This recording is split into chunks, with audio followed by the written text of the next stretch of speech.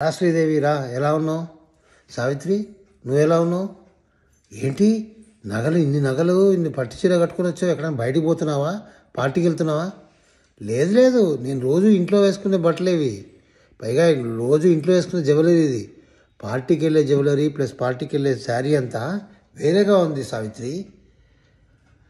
అయినా నువ్వు ఎంత అదృష్టవంతురాలి. అవును, ఈ మధ్య నువ్వు కనిపించట్లేదేంటి?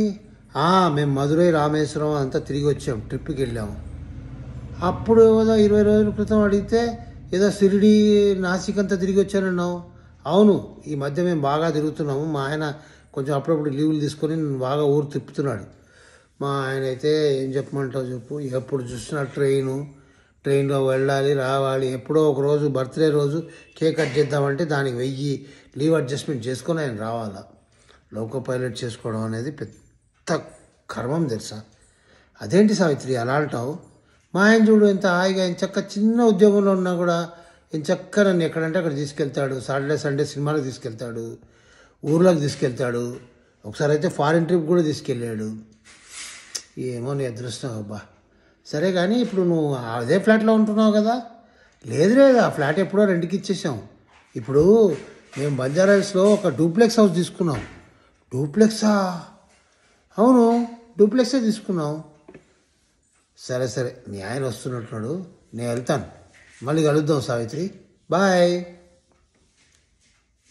ఎప్పుడు చూసినా ఫోను.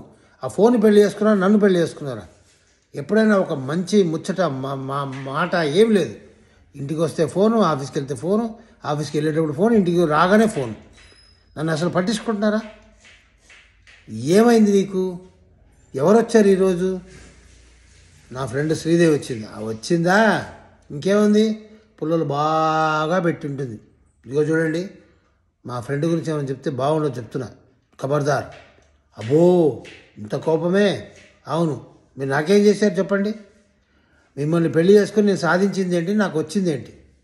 ఒక సినిమా లేదు, ఒక షికార్ లేదు, ఒక అవుటింగ్ లేదు, ఎక్కడైనా బయటికి తీసుకునేది లేదు. ఇవన్నీ పక్కన పెట్టండి. మంచి నగలు కొనిచ్చారా? అది లేదు. ఒక ఫ్లాట్ కూడా కొనిచ్చలేదు. ఫ్లాటా? ఇంత పెద్ద బంగ్లా కొనిపించాను. రైల్వే బంగ్లా ఉంది కదా నీకెందుకు? ఇంత పెద్ద బంగ్లా ఉంది, ఇంట్లో పని చేయడానికి ఒక బంగ్లా ప్యూన్ ఉన్నాడు. ఇంకేం కావాలి నీకు?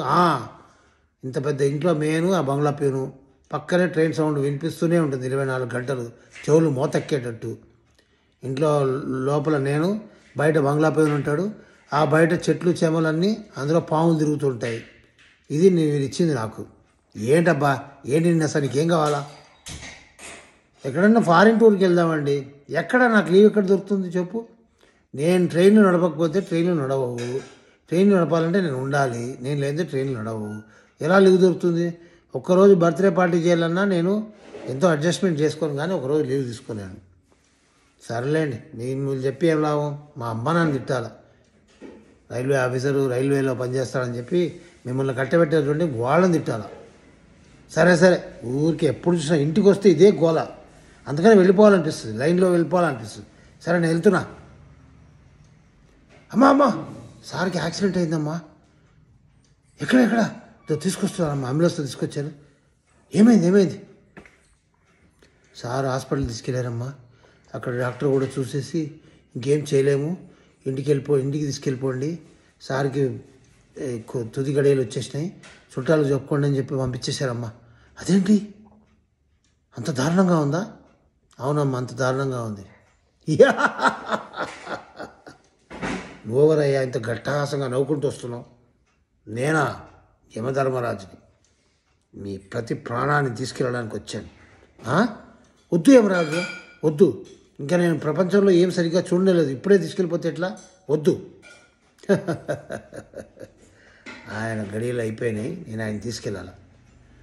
ప్రభు, యమధర్మరాజా ప్లీజ్, ఆయన వదిలే ప్లీజ్. సావిత్రి, నువ్వు ఏడిస్తే నేను చూడలేను, నీకు వరం ఇస్తాను, అడుగు. ప్రభు, నేను ఒక పెద్ద డూప్లెక్స్ హౌస్ కావాలి ప్రభు. నాగార్జున చిరంజీవి వాళ్ళంతా ఉంటారు కదా ఫిలిం సిటీలో, అక్కడ పెద్ద డూప్లెక్స్ హౌస్ కావాలి. అంతెందుకు, చిరంజీవి ఇల్లు కావాలా? తీసుకో. చిరంజీవిలు నీకు ఇచ్చేస్తున్నాను, ఈరోజు నుంచి చిరంజీవిలు నీదే. చిరంజీవిలు నాదేనా? ఎస్, తీసేసుకో. అయితే ఓకే, నేను నీ పతి ప్రాణాన్ని తీసుకెళ్తున్నాను, బాయ్. ప్రభు, అదేంటి ప్రభు, మళ్ళీ మా పతి ప్రాణాన్ని తీసుకెళ్తానంటావు? వీల్లేదు. సరేలే, మా యమలోకం కోట నుంచి ఇంకో వరం ఇస్తాను, అడుగు, ఏం కావాలి? ప్రభు, నాకు ఒక పెద్ద పోస్టు, అంటే సీఎం పోస్టు మా ఆయనకు కావాలి. సీఎం పోస్ట్ అంటే అంత ఈజీ అనుకున్నావు? ఎవరికంటే వాళ్ళకి ఇచ్చేస్తారా? మరి నువ్వే కదా ప్రభు ఇస్తాను. సరేలే, మీ ఆయన సీఎం అవుతాడు, పో, ఎంజాయ్ చేయి. ఇప్పుడు నేను పతి ప్రాణం తీసుకుని వెళ్తా. ఇంకేంటి నువ్వు తీసుకెళ్ళేది? సీఎం పోస్ట్ మా ఆయనకి ఇస్తా అన్నావు, అంత పెద్ద బంగ్లా నాకు ఇస్తాను, ఆ బంగ్లాలో నేను ఒంటరిగా ఎలా ఉంటాను? మా ఆయనతోనే ఉండాలి కదా.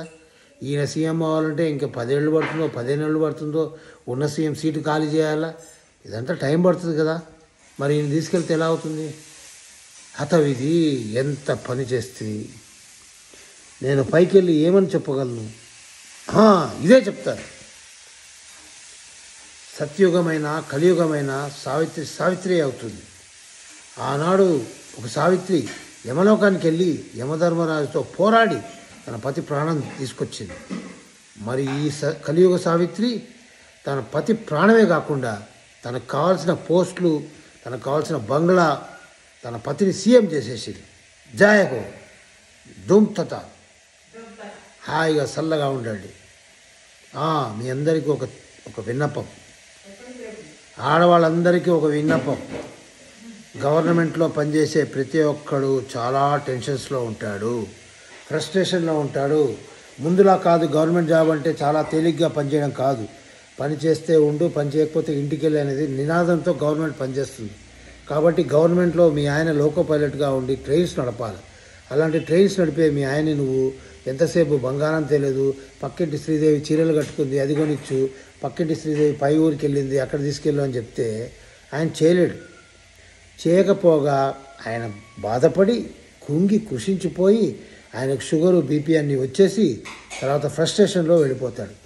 కాబట్టి మీకు ఉన్నదాంతో సంతోషపడడం అనేది మీ మంచితనం. మీకు ఉన్నదాంతో సంతోషపడండి. ఎందుకంటే భగవంతుడు బ్రహ్మ ఎవరిని సృష్టించినా కూడా వాళ్ళకి ఏది కావాలో ఎంత కావాలో ముందే రాసి ఉంటాడు. ఇక్కడ ఇది దాటి ఎవరు ముందుకెళ్ళలేరు, దాటి వెనక కూడా వెళ్ళలేరు. కాబట్టి ఉన్నదాంతో సంతోషపడడం అనేది చాలా సంతోషం. మీ ఆడవాళ్ళందరికీ ఇదే నా విన్నపం. దయచేసి మీ మొగుళ్ళని ఇబ్బంది పెట్టకండి, ఫ్రస్ట్రేషన్కి గురి కానివ్వకండి. అలా ఫ్రస్ట్రేషన్లో పోయే మీ ఆయనకి యాక్సిడెంట్ అయింది, అందుకని నేను రావాల్సి వచ్చింది. కాబట్టి ఇక మీద ఉన్నదాంతో సంతోషంగా ఉండడం నేర్చుకోండి, మొగుళ్ళని సంతోషపరచడం నేర్చుకోండి. అలాగే వాళ్ళు కూడా చేయాలి. నేను మీకే కాదు, వాళ్ళకు కూడా చెప్తాను. వాళ్ళు కూడా పెళ్ళాలని చాలా జాగ్రత్తగా చూసుకోవాలి. వాళ్ళకు కుదిరిన టైంలో, కుదిరిన లెవెల్లో వాళ్ళకు కావాల్సిన ఏర్పాట్లన్నీ చేయాలి. సర్వే జనా సుఖినో భవంతు. సదాస్తు తదాస్తు తదాస్తు.